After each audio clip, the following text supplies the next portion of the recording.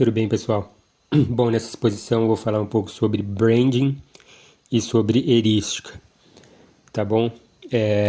Branding seria a maneira que as pessoas podem te perceber, tá?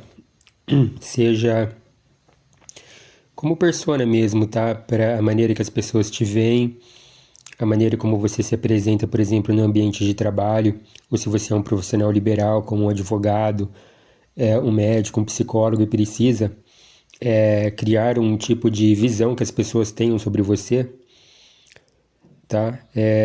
Tudo isso faz parte do branding, tá certo? E vocês podem achar até estranho o psicólogo estar comentando sobre isso, porque o que mais a gente vê na internet hoje em dia são coaches falando sobre isso, vendedores de curso de marketing digital, mas em diversos países, né, fora o Brasil, que isso ainda engatinha, eles contam com psicólogos na equipe de marketing e propaganda, tá bom? Já a heurística, ela se refere a técnicas, a truques de discurso, tá? Para que você provoque algum tipo de reação na plateia, no público que o está assistindo. Então você veja, eu vou falar sobre um caso, sobre dois casos, na verdade, em que uma moça, ela é professora, ela começou a postar, vai começar a postar vídeos, né? Postou o primeiro recentemente na internet para divulgar mais o trabalho dela. E um caso de um rapaz que me pediu análise aqui dos vídeos dele, porque ele pretende começar a dar aulas a cursos nas redes sociais. Bom, então você vê o caso da moça, né? Ela começou o vídeo dela, como é natural, como acontece muito por aí, né? Eu não acredito que ela estava incerta quanto ao conteúdo que ela estava falando, mas eu acredito que a mente dela trouxe um pouco de insegurança pela exposição. É natural que toda vez que você comece a se expor de uma maneira pública, né? Por exemplo, eu não comecei me expondo nas redes, na internet, eu comecei a me expor já com público, com plateia, né? Dando aulas, eu já falei isso em outros vídeos. Depois das aulas eu comecei a palestrar mesmo, né? E, enfim, né? Aí eu comecei a realmente a me expor para uma plateia cada vez maior e maior. E hoje em dia eu consigo, por exemplo, palestrar para auditórios lotados, né? Mas eu tenho uma personalidade mais introspectiva. Eu já sofri severamente de, de timidez, né? E daquele tipo, assim, que não conseguia nem sustentar muito o olhar para determinadas, para algum tipo de pessoa, né? Enquanto eu estava falando. E fui vencendo até que hoje em dia eu consigo lidar com as pessoas tranquilamente, tá? Eu pode parecer estranho eu estar citando este livro em específico, mas lá dentro da história do livro isso se encaixou, tá? Eu escrevi isso no meu livro, contei essas minhas experiências vencendo a timidez, né? No livro Como Lidar com o Luto, tá? Foi um dos primeiros livros que eu escrevi sobre psicologia, tá bom? Bom, voltando ao caso da moça, essa moça, então, ela, como eu disse, talvez não por estar segura com o conteúdo, mas por estar se expondo. E aí, às vezes, a pessoa entra numa falsa modéstia, né? Então, ela já começou o vídeo dela assim. Bom, então aqui eu vou falar sobre algumas questões aqui e eu posso estar falando uma merda, né? Então, vamos falar de merda. Vamos falar algumas merdas, né? Bom, isso aí já começou errado, né? No marketing digital fala bastante disso e eu vejo depois quando eu criei meu canal no YouTube, ele vai te fornecer todas as métricas aí, da onde é que as pessoas estão acessando, né, de qual país, quanto tempo que elas ficam num vídeo seu, né, etc. E é isso, a gente percebe que se você começou o vídeo de uma maneira ruim, as pessoas já imediatamente já pulam para o próximo vídeo, né? A facilidade das redes permite isso. Então o que essa moça fez, nada mais nada menos, foi Assim que ela disse que ela iria falar algum tipo de merda, as pessoas já saíram do vídeo dela. Ela matou o vídeo dela em 4, 5 segundos. Aí ela já acabou matando o vídeo dela, né? Porque quem estuda isso na psicologia já sabe que, bom, quando ela falou isso, a área crítica do cérebro dos espectadores já foi ligada, já foi acionada, né? Que as pessoas poderiam estar ali simplesmente ali obtendo informação de maneira passiva, né? Sem pensar muito naquilo, mas a partir do momento que ela falou isso, né? Que ela poderia estar falando merda, então ela ligou o botãozinho ali, né? Ela ligou a área crítica do cérebro das pessoas. Se ela continuar falando de uma maneira vacilante, entre aspas, né? As próximas frases, isso vai fazer com que as pessoas pensem, pô, não vou perder meu tempo, porque meu ouvido não é pinico, ela vai ficar falando merda aqui dessa maneira incerta, então eu vou sair desse vídeo e ver outro, né? Muito provavelmente foi o que deve ter acontecido. As pessoas, ela falou uma coisa e percebam, tá, que isso não tem muito a ver com conteúdo. Depois que ela disse que ela iria falar merda, ela pode ter entregado pérolas, né? Ela pode ter falado uma coisa muito inteligente, mas provavelmente a pessoa pegou e foi lá, pulou o vídeo dela e começou a assistir um vídeo de algum youtuber aí entrando no banheiro de Nutella, falando qualquer abobrinha, fazendo a dancinha do momento, tá? E aí essa pessoa vai assistir o vídeo até o final, tá bom? Então, como eu falei, infelizmente é assim, né? As pessoas não julgam muito pelo conteúdo, mas elas julgam, a maior parte das pessoas julgam pela impressão que você deu a elas, né? De, de da maneira que você entregou, né? Se foi uma maneira inteligente, aquele conteúdo precioso, ou se você entregou o conteúdo de uma maneira não muito boa, vacilante, burra. A maneira que você entregou pode ser burra, mas e o conteúdo ser muito inteligente, tá? E o que eu estou querendo dizer com isso, né? Por exemplo, eu não sou um exímio, eu acredito que eu não sou um exímio entregador de conteúdo, tá? Vocês podem ter percebido isso, eu já recebi diversas críticas aí no meu canal, né? Eu acredito nos conteúdos que eu passo, são frutos de estudos, de observações no meu consultório clínico, mas eu sei que eu ainda cometo muitos vícios de linguagem, né? A gente tem que parar para pensar no que vai falar, então tem esses silêncios, tem os S que eu falo demais, né? Então tem tudo isso, né? Mas eu acredito no conteúdo. E se eu acredito no conteúdo, eu tenho que agir de acordo, né? Porque você veja, tem muita gente que entrega super bem o conteúdo e aí vai entregar uma obviedade, né? Ou algo muito banal, muito muito pobre de conteúdo. A gente vê isso nesses coachings aí que tá proliferando na internet, né? O cara vai falar algo super ultra óbvio, mas ele pega e começa assim, em vez de ele começar assim vacilando, então eu vou falar, pode ser que estou falando aqui uma merda. Não, ele vai chegar e vai falar, olha, prestem atenção, esse conhecimento vai mudar a vida de vocês. E aí ele pega e ele fala aquela coisa muito óbvia. E as pessoas ainda aplaudem, né? Tem um influenciador aqui, que eu não vou falar o nome dele, mas ele entrega perfeitamente os conteúdos óbvios, né? E ele ainda até usa algumas táticas, como por exemplo, olha, escreva aí nos comentários, aí ele fala uma frase, e ele fica repetindo a frase umas 3 vezes, tá? Isso é para gravar o conteúdo na mente das pessoas. É quase um princípio de lavagem cerebral ali, né? Mas assim, aquilo realmente foi inteligente, foi significativo? Não, tá bom?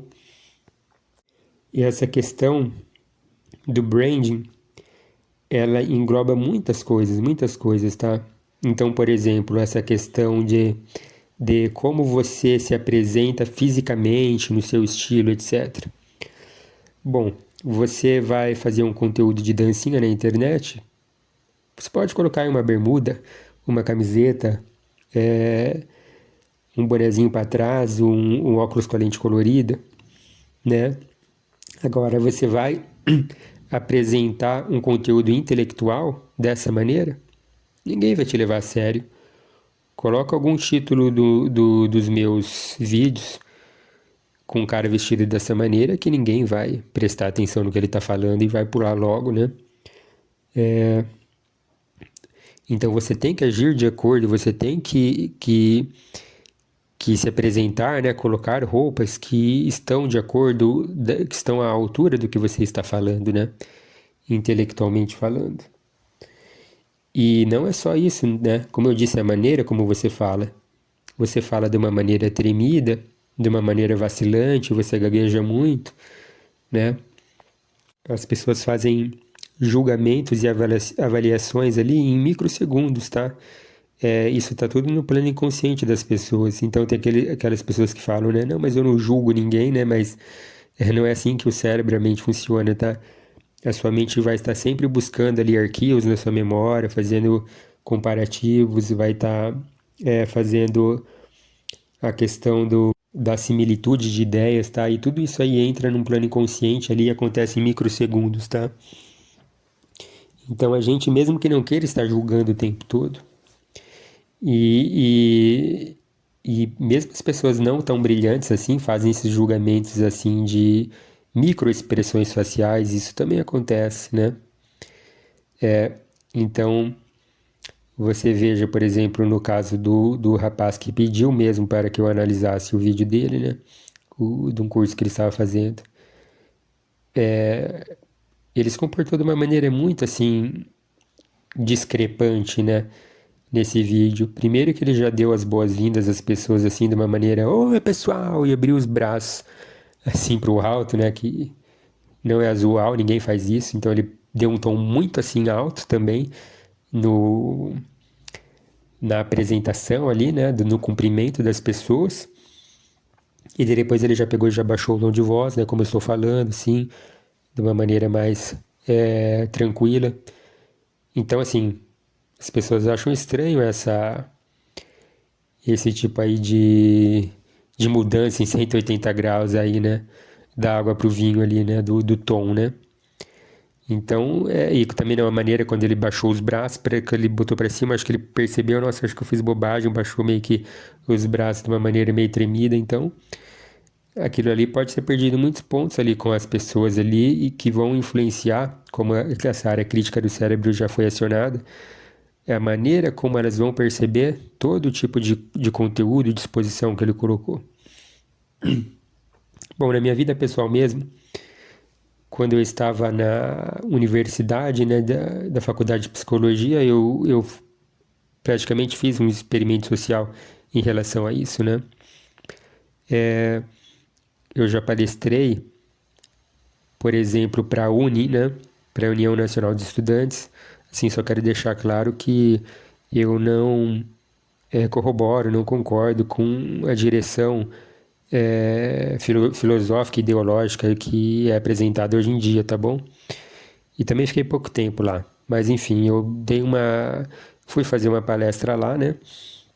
E aí eu fiz um experimento, porque eu estava vendo que as pessoas não estavam raciocinando sobre o que era falado nesses eventos. Então, quando eu falava uma coisa muito inteligente, assim, que eu achava que era algo que tinha muito valor, eu falava dessa maneira que eu estou falando para vocês agora, sabe? E até num tom pior, né?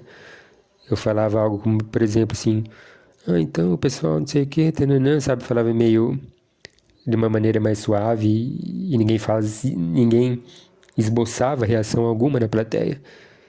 E aí eu comecei a falar alguns elementos, né, algumas coisas de propósito, né? Completamente absurdas para provar o ponto, né? E aí eu falava de uma maneira mais incisiva, né? Então, pessoal, 2 mais 2 é igual a 3, né? Então, assim, dando um exemplo, né? E aí todo mundo pegava e aplaudia, isso mesmo, batia palma, né? Então você vê que eles estavam reagindo emocionalmente ali simplesmente ao tom de voz, à energia que você colocava nas palavras, né? E isso foi impressionante, também foi um dos motivos também de eu ter largado mão, né, desse tipo de coisa, desse tipo de evento, né? Então, olha, para você que ainda não está convencido, né, de tudo que eu estou falando, bom, existem estudos, tá? Áreas inteiras da psicologia e também da filosofia que falam, retratam isso, né? Por exemplo, a gente tem o livro do Schopenhauer, né, que se chama Como vencer um debate sem ter razão, né? Em que ele vai dar todas essas técnicas aí que eu falei de heurística, né? De que mesmo que você esteja falando uma abobrinha, né? Que você esteja falando algo não tão inteligente ou alguma coisa óbvia, que as pessoas ao menos percebam, tá? Que você meio que induza as pessoas a acreditar que você está falando algo surpreendente, algo inteligente, enfim, que você as empolgue de alguma maneira, tá? Mesmo que você esteja falando bobagem, tá? Então procurem aí o Como Vencer um Debate Sem Ter Razão, tá? Do Arthur Schopenhauer, tá bom? E sabe por que esse livro é importante? Ele é importante principalmente nos dias de hoje, tá? Porque muitos políticos acabam se utilizando desse tipo de técnica, tá? Da heurística, tá? Então, você ter esse conhecimento aí é importante para você perceber se você está sendo ludibriado ou não, tá? Principalmente agora que vai ter debate político entre candidatos, então isso é muito importante. Agora, que dicas que eu posso dar para que vocês então entreguem o conteúdo que vocês estão falando de maneira eficiente? Então é isso, vocês que têm que realmente ter uma confiança no que vocês estão falando, né? Se você não confia no que você diz, então é melhor não fazê-lo, né? Agora, se você, por exemplo, confia no que você diz, acredita no que você diz, mas não confia muito na sua capacidade de entregar o conteúdo, vocês podem, por exemplo, roteirizar o que vocês vão falar, né? Digitem, deixem por escrito o que é que vocês vão dizer, tá? É lógico que vai ficar feio se você começar a ler assim, por exemplo, para não sei o que, né? Você não fala para, você fala pra, né? Enfim, sabe, vocês entenderam, né? Não pode ficar aquela coisa fria que vocês estão lendo um texto. Vocês têm que falar como vocês estivessem falando com um amigo, né? Mas roteirizar é uma dica. A outra é você ter uma espécie de cara de pau, né? De você falar de desinibição, desembaraço no que você está dizendo, né? Para poder entregar, porque se as pessoas percebem, como eu falei, que você está um pouco tímido, que você está vacilando na entrega do conteúdo, eles vão acreditar que seu conteúdo, você está desse jeito porque o seu conteúdo não tem valor, tá? Então, se inspirem, tá? Modelem esses coachings aí, cara de pau, né? Que estão falando obviedades, porque eles estão falando, como eu disse, as obviedades como se fosse a coisa mais importante do mundo, tá? Né? E com isso acabam conquistando muita gente. Então não estou aqui fazendo uma ode aqui, um incentivo para que vocês falem só banalidades, mas que vocês se utilizem dessas pessoas para entregar aí realmente conteúdo verdadeiro e transformador para os outros, né? Então o que eu recomendo é isso, né? Para quem tem dificuldades é roteirização e depois observação e modelagem de oradores, né? Que vocês admiram, tá? Lembrando que você sempre tem que fazer essa distinção. A capacidade de entrega, ou seja, de oratória, e o conteúdo mesmo em si, tá? Aquilo lá que você vai, por exemplo, pegar o discurso do cara, colocar por escrito, se aquilo realmente ainda fazer sentido, então, realmente é porque o conteúdo é rico, tá?